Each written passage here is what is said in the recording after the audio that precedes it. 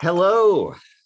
I am actually in Amsterdam now. This is so exciting. I'm at the Blender studio, and this isn't trick photography. I really am here.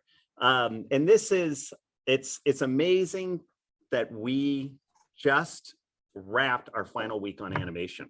It's crazy. We're gonna have a few little tweaks, but I just want to first off say thank you so much to all the animators who've worked on this so hard.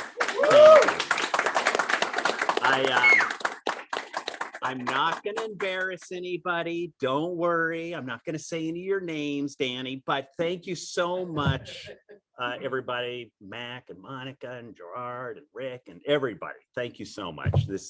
It looks amazing. And Hjalti, of course. So, but this week we have been focusing on animating Grove, finishing up on Grove, and then animating on Fanny Pack and Escape. And it's amazing how quickly that has already been put into the hands of Andy and the rest of the team to be able to start lighting it and rendering it, and it looks beautiful. It's exciting that we are just like nearing the finish line, but some of the things that you will see in this new edit this week is you're going to see an updated score that's done by our composer Ben, that's in the village sequence, which is great. I think some additional tweaking that's happened to the score in the scene where Ellie is all by herself fighting the sprites. We also have all agreed upon our idea for the end credits, which is really going to be able to show nature taking over. Nature finds a way, which is really the message of the whole short. And then, boy, I'm trying to think about if there's anything else I'm missing. Oh, and then the exciting thing is animation isn't completely over. We will start having fun building these promos next week. But there's so much exciting things for you to see, and I'm going to hand it off to Hjalti. Oh yeah. Oh my God, it's too much. Yeah, I noticed that, like, just as an example, the camera here was doing like weird things, and I realized at some point, it must have been that like the camera was hooked up to a bone, but then that bone is part of the log bridge itself, which kind of gets animated down.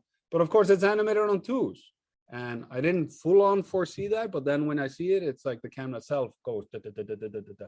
So I disconnected the camera and just reanimated the camera by hand, and then it looks like this. It's really loud, but then problem is, now that I see it, now that it's animated, it doesn't feel like a level of urgency has been ramped up a little bit in the cinematography as shit hits the fan. So I just ramped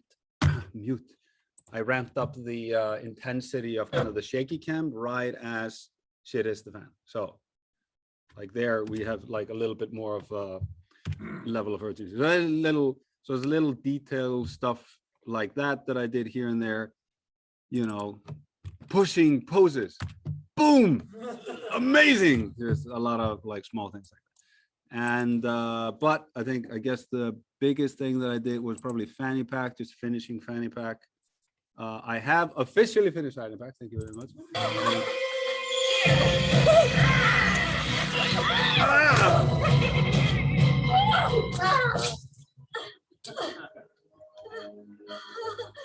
God, it's a horror movie. Okay, and that's just it for me. That's fine. Okay, we're attacking the last couple of scenes of the film, Grove and Escape, and also finish Boss and Fanny Pack, which are just gonna be final.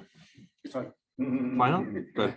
Okay, and so that was what I was working on this week, just getting those ready to be put on the render farm.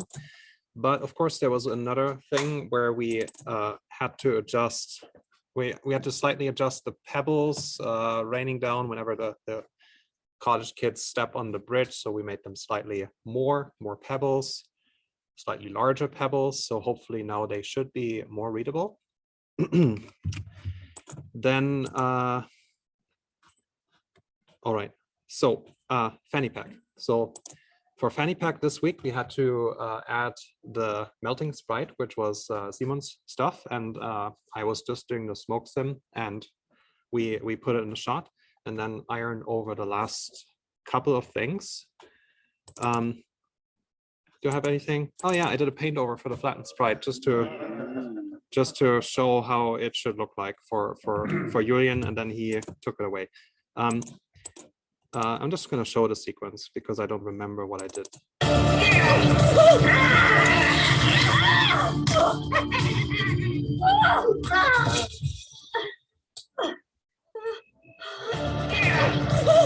All right, so that's lighting of the whole sequence, the animation of the end, like this is the melting part, super well done by Simon. He's going to show more of this later. Animation of this is still work in progress. We have this beautiful thing that happens here, which Matt already fixed, so it's fine. It is fixed, I hope, right? Okay, so and then next thing was Boss, which also got finalized this week in animation. So I just addressed some things there.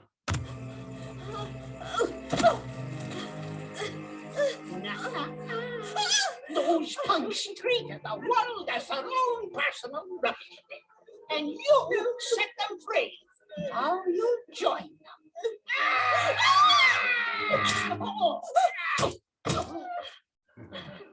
Huh?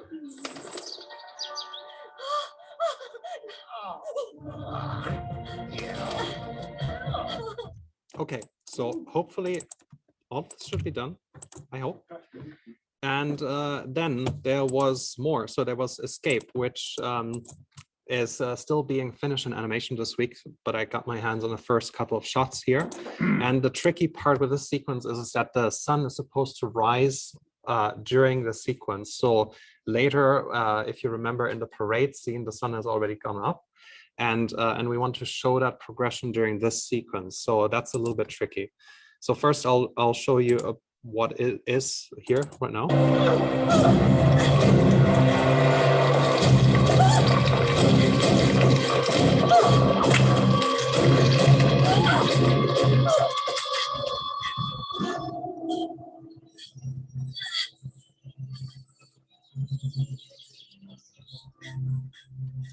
So you can see that during this this sequence, I'm gradually adding this red sunlight coming up, and it still has to be ironed out a bit. But this is the general idea that we get this heroic moment with Ellie, and the sun is up, and then it's even more up here, and we get this shot with Elder Sprite. So how is this going to look like? I did a first pass of this, so. The sun is still rising in this, so this is still very temp. But yeah, the closer we get to Elder Sprite, the more the sun rises up. So this is how that looks like. Could be a little bit more strong. I'll iron it out next week. Just the difference in things. Okay, next thing was the smoke sim for the melting Sprite. That's just a smoke sim. The rest is going to be shown by the rest of the guys who actually did the thing. And that's my week. All right. So in animation, we officially finished the movie. And it's something like a couple of weeks before where you smell the finish. And now it's like you actually can touch it. There's always little, tweaks coming back from rendering where we need to dive in next week.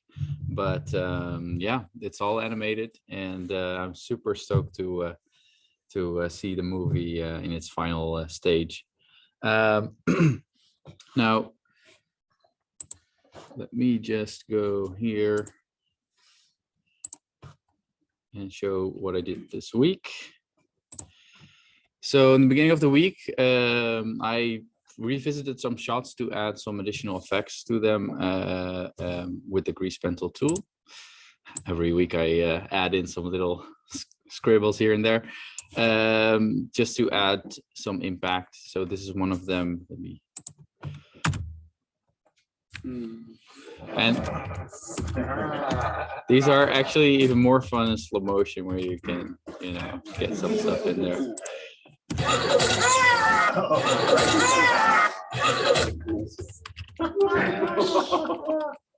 That's great. Oh no. Oh my God. At least it doesn't go. It's like a Quentin Tarantino. Here one. So that was really fun to do.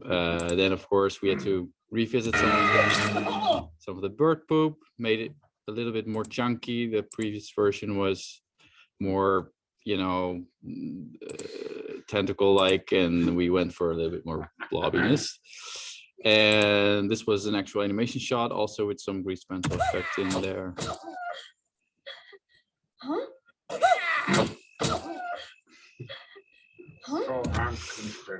And then this shot, I mean, there's also grease pencil in there. I can't help it.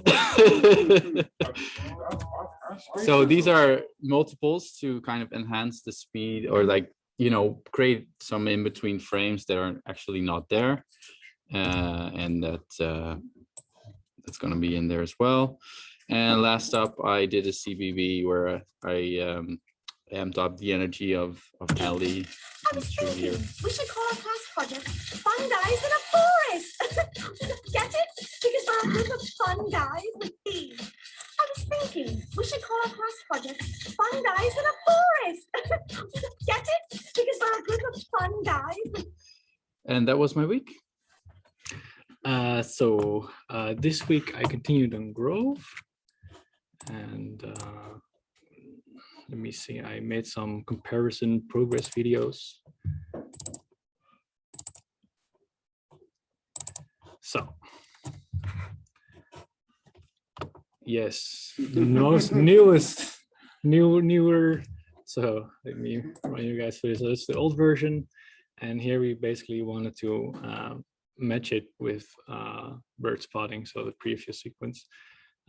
So basically increase the brightness, and then the next one I darken the background here and create a bit more interest with the shadow casters here. So shadow casters, if people don't know them, they're like 3D objects that are invisible to the camera, but they do cast shadows on the environment, so we can tweak things better. And then here's a small rim and light tweak. Yeah. This one bumped up the brightness, create a bit more of a focus on the two things that are going on. So Ellie and the reveal of the Sprite. And here again, you can see I increased the shadow casters as well.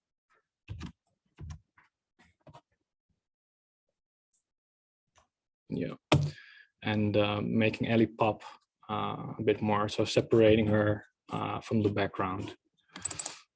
Let me see. Another one. So this one is still in progress, but this is one of the magical moments where we see the Sprite reveal. So here I try to create like a vignette in the environment. There are certain spots here in the image that are quite bright. For instance, here the lid of the barbecue and the barbecue itself. So darken it, and here as well. But yeah, we'll discuss it next week. And the last one I want to show you guys, this one. So this is the entrance to the village. Yes, so increase the brightness, add fog beams, creating more focus here as well. So we can read the entrance better. That was important. So the plan for next week is to hopefully wrap up Grove and also look at the amount of trash that's accumulating near Phil. So yeah, something to think about and work on. Yep, that's it. Okay, I'm gonna be short and sweet because all I've done these past week and a half, so this started last week, was trying to figure out bone gizmo tech stuff. So here's me setting it up. There's some face maps, which I ended up not using because I don't understand why they exist. But here, this UI is from CloudRig, and you just put in some information for how you want your bone to be displayed on a mesh, and then it just kind of works. And then hurry up already, Jesus. And then you can just click it, and then it poses the thing. It still has a lot of issues. For example, when I was making this video, it was still slow as hell, which you can't see because there's only 3 of them, but when there was like 50 of them, it would take like 3 seconds after every interaction to unfreeze. That was just because, you know, it was quickly implemented at the time. Now it's faster, although ideally it could still be a bit faster. So now there's maybe like a 60 millisecond lag after letting go of the interaction, which is not that much, but it can be a bit meh. And also now CloudRig automatically assigns an initial vertex group, which, as you can see, doesn't always go well. So for the head bone, it ended up deciding that the hair was the best choice. So I'll need to figure out how they can be still automated, but with minimum pain. But I think at the end of the day, there will be some extra efforts to make this function well, which is a shame because it's going to be effort on my desk. So, but still, yeah, next production. So last week of animation, of production, I continue with this shot. I managed to finish. I was thinking I can do it, but I did it. So this was the version I showed you last week. We had some problems with Ellie. This is the previous week, because she was still running a bit wounded. She was running with the steps that were so small. So well, now I'm going to show you the final version. And well, Elder, I needed to finish. So I want to show you just the last version because there was a lot of versions and notes. Now Ellie is running more confident. And yeah, Elder, of course, it's all done with all the feedback I got from Ray, from well, polishing some stuff, from lip sync and make everything connected. So yeah. Then I jumped also to one CBB I got because yeah, the problem here, for example, what the sprites were moving the head a lot. So it was kind of weird where they're looking. And the ladybugs were blinking a lot. So, and also too, sorry, the elder sprite, the squash here, because he's just out of frame, we couldn't read it well. Because just in this frame, she is in his normal volume. So I had to change that. And this is the last version. So now the squashiness, it fits better. And of course, this one too. So yeah, that was my last week. This week, I mainly worked on the lineup. There was already some progress last week, but I managed to tweak all the poses, and actually all of them can spin together. That's only possible because I reined in the beer can hand of Phil and scaled down the boombox, which is a bit sad, but it works. There are also rendered versions of this, so this is now fully lit. And there's also a wireframe version. There's actually a newer version of this, which has all the particles removed, so you can actually see the wireframes of the underlying geometry, which was also retopologized, so it would be nice to show that. But after having like some really weird issues with the hair particles and rendering crashes and in general issues, I had to make the hard decision, since the render form is really full of shots being rendered, to either render this on my machine or to actually make more progress. So I actually don't have the latest renders here. But there's also one for the sprites and the animals. They barely fit together. They are not intersecting, but it's a bit like I made an adjustment to the hand of Elder Sprite. It's a bit awkward because it's so close to his body, but for the final renders, I want to update the pose, just like the one frontal frame that his hand is actually a bit further out, because if he's not spinning, then we can just do that. And same thing here, there's going to be a new version. I will remove the particles so we can actually see the geometry better, and then everything will spin and we have all of these videos. So that will be a nice lineup for the final character models. There was also this thing with an added shape key to actually like flow a bit, but with Simon's added work, it's actually more like it's baking. It's kind of interesting. And then the last thing I worked on is set breakdowns. So this is just a test for the mushroom growth. It works really nice. And I managed to render this, so it's actually pretty nice. So just every 10th frame, all of these assets coming in, just with HDRI lighting everything. And then once the canopies and the background forest comes in, it's actually getting dark. And then we can like fade in like all the render passes and the compositing, grading, and so on and so forth. And this can go into the breakdown videos. And yeah, if I have enough time, I can do that for more sets, but that's basically my week. For this week, I worked on a shot where Ellie's escaping Elder Sprite and the Sprites, and she's getting over the bridge. And here's a very, very rough pass, first pass. So she's breathing, so the note was she's breathing a little heavy. And I usually show my stuff really pretty, try and show pretty early so I can get notes and just, get things done a little quicker. So it's very first pass. Tone down the breathing. So I did that, and here's the final version. Yeah, so that's my week. So I also did not have a lot of time to prepare my weekly because I was doing last-minute exports for our sound designer. But I continue to work on the whole Open Timeline IO thing this week. And as I said last week, we still had the problems to transfer all the audio levels of our clips, and also that every clip kept imported as mono and not stereo and mono depending on the clip. So I actually could fix it.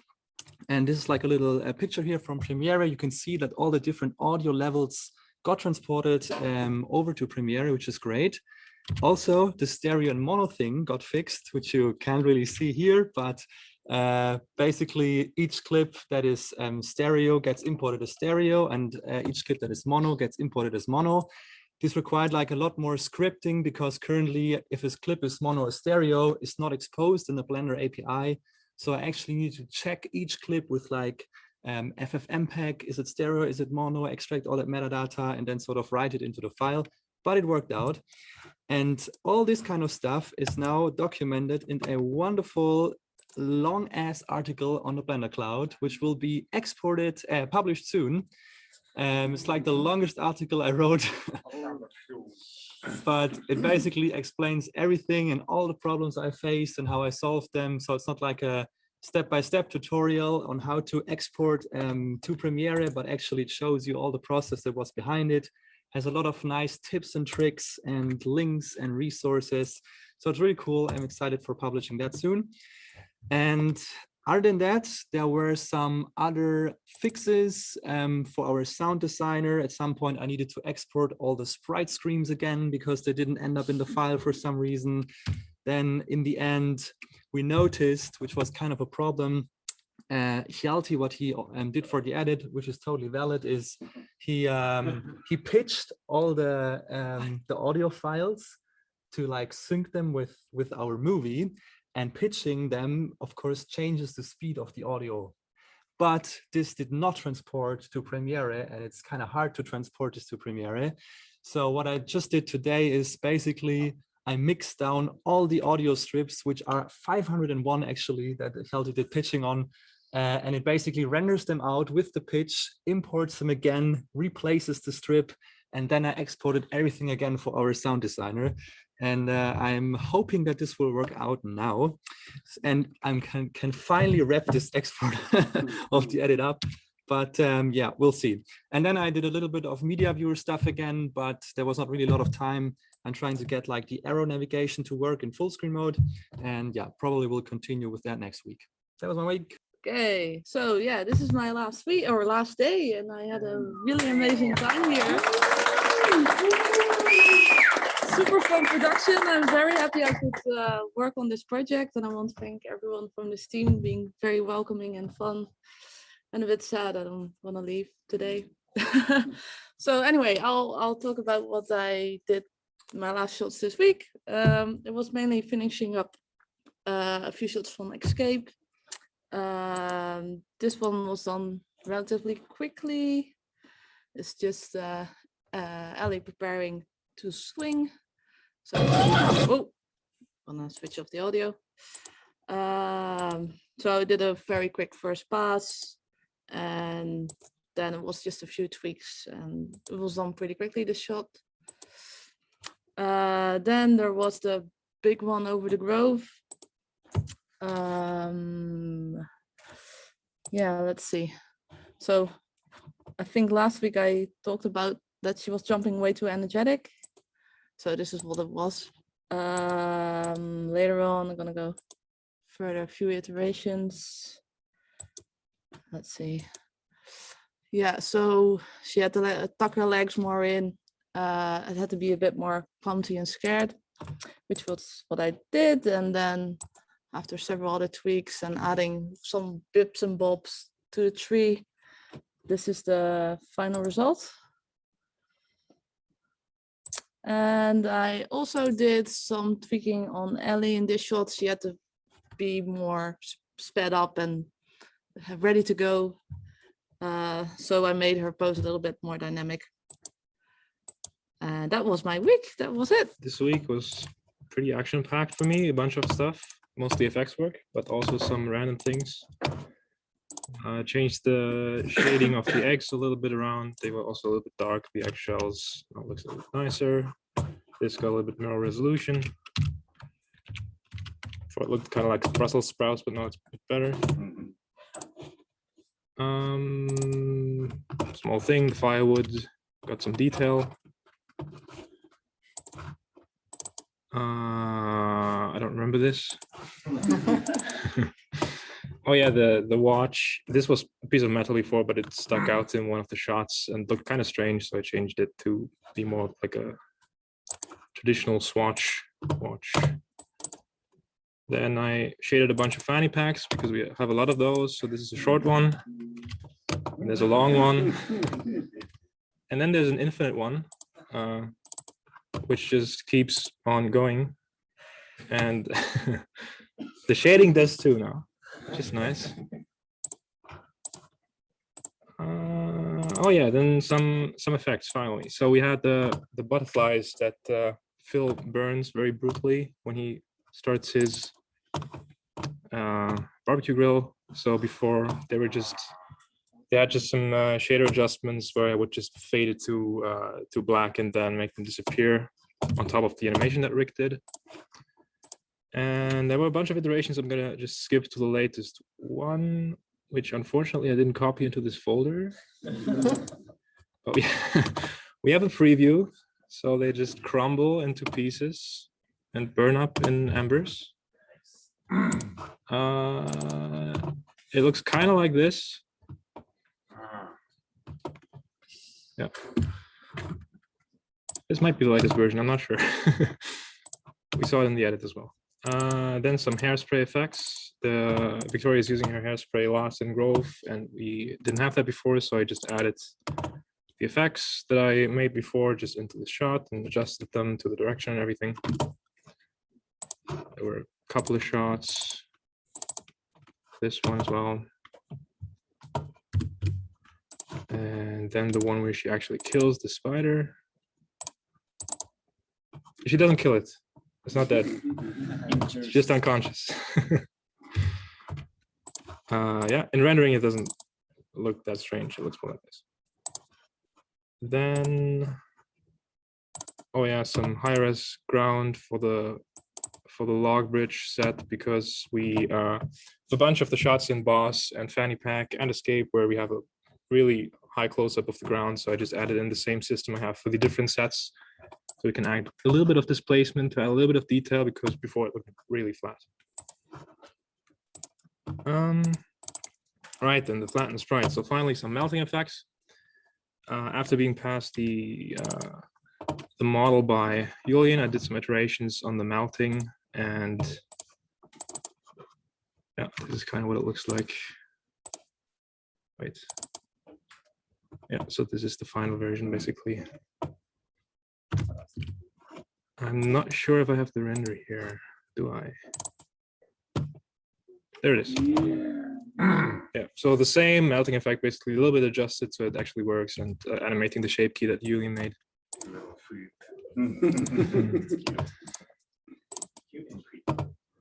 And then the big one.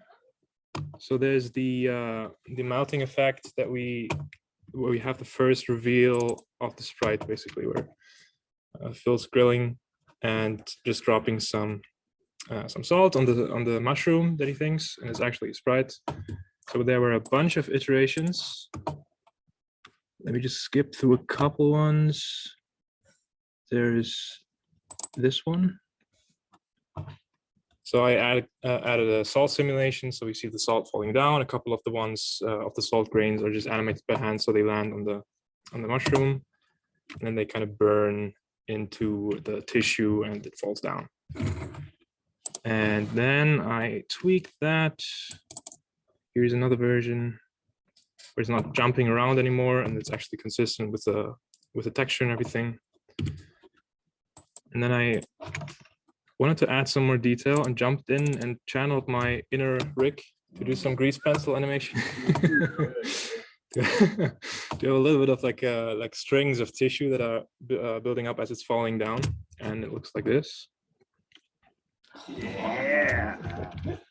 So yeah, it's just a couple of frames, but I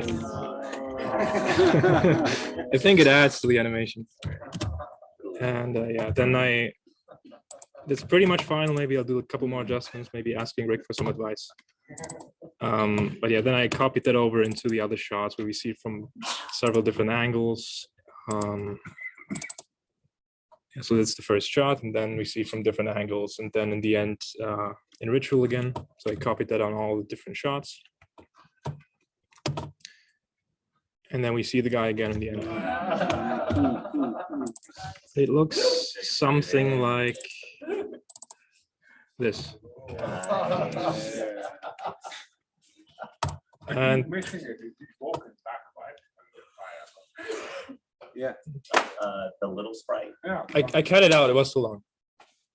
I just cut it, but it's happening, and that's my week. Was also my last day? Nah.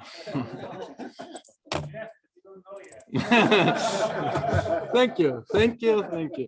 Could have talked in private, I think, but okay. As a brother stuff, how does that work? Come back. Oh my god. Okay. There we go. So okay, as a brother stuff. Oop. So I already showed this last week. This is the stuff that Bastio was working on, which is basically reusing stuff for the asset browser and appending in general. But you see, you now have this append reuse data in the asset browser, which sort of sits in between the linking and the appending. And what it allows you to do is to actually reuse data if you keep dragging it in. So I just dragged something in, and it's recompiling shaders now, which, as we know, takes a moment. But if you keep dragging something in, it's not recompiling things because it's actually reusing the data. And then, of course, if you want to just remove something, it's just gonna work that way. So for as long as you keep using this reuse data appending, all your assets are gonna use the same material, or for object, it also shares the meshes and that kind of stuff. So that's the stuff that Bastien has been working on that I wanted to show again already a few weeks ago. And then get ready for it. So from the beginning, we wanted to have an indexing or sort of a caching system for the asset system. And I'm really happy that Jeroen had some spare time to work on this finally. So he did work on this. And what we see here now is the first working version of this. So you can see this is the Sprite Fright repository with 114 gigabytes. And now it's going to open that in the asset browser, and ooh, it's there. So you can really see, like, it's just immediately you get to see all the assets and all the stuff, in this case, all the poses. how to make a movie, right? To make a movie. And then you can see like he's gonna switch the asset library. So it's like all of these, every time he switches the library, actually really reload the assets from the cache basically. So it's just instant, even with such a huge library. So that is super cool to see. And then Super and I, we keep working together on those asset catalogs and trying really hard to get them ready for the release. They are in master now, including the UI, even though there's lots of polishing still missing. By the way, the pending with free use is also master now. This week I worked on, Cyprian also did a whole bunch of stuff, mostly on the low-level asset catalog stuff, so it's a bit difficult to show that. I worked more on the UI side of things again. In this case, it was tracking things into catalogs. So you can basically just select a bunch of assets and then drag them into catalog. It's going to tell you what's going to happen if you drop it into it, and that kind of stuff. And then you can really easily navigate your asset library because you have the catalogs, which ignore the names. They are just, this is coder organization. But that kind of stuff works pretty well now. The nice thing is, last thing I wanted to show, I've already mentioned this last week or 2 weeks ago, and this is not just for the catalogs, but I've actually worked on a UI tree view API, which basically makes it very simple to write those kind of tree views that you see in the that you've seen on the left. So like the code to actually implement the drag and drop for this asset stuff is super simple. Like this is really all the asset catalog specific code that you need to get the dropping of assets into catalogs to work. And that is something that I'm really happy about seeing in Blender because it's actually going to make UI coding much easier. All right, that's it for the asset team. I have something quick to show. It's always after art. Two basic things. As we know, we had Beacon 2 this week, so a lot of the big targets were merged into Blender, and we finally have fields merged. And then I went over the first sample file we had that Simon did originally a few months ago, and then imported over to fields. Now we also have the visualization in master and everything, so I can tell apart the different things. But what do you mean? So confusing. Don't worry. Pablo and I recorded a video. It's on the Blender YouTube channel explaining in 30 minutes everything about fields and geometry nodes and going over that file, explaining how to port the old files into the new one. So far it's been quite well received. So go check it out. That was my week. So for a change, I thought I'd show up here because otherwise you always see my giant face on the screen, because today is super packed too. And I want to really give a round of applause to the animation department because you guys are fantastic. Thanks really for, for pulling this off. It's not every production that we manage to get animation done in such a pleasant way. It's more of an artistic struggle sometimes. But, really congrats for this great milestone.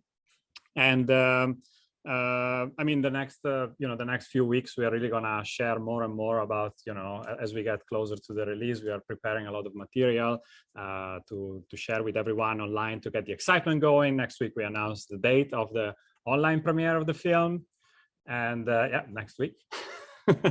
And and there is a lot more to come. And again, welcome to Matthew here in Amsterdam. I hope you're gonna have a great time. It's already been super fun to have you and to be able to talk more in an interactive, real life way. Next week, Gerard and hopefully Monica will be here at the studio for a few days to join us and to prepare some of the promo material. And Mack Bo will also be with the team to help us for one more week. So I look forward to the next couple of weeks as we get the movie done. Thanks a lot.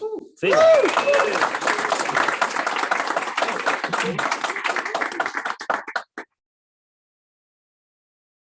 Francesco had a phone call, right, Francesco? Did I? He had a phone. He told me. Yeah? Yeah. So you can say it. No? So... No?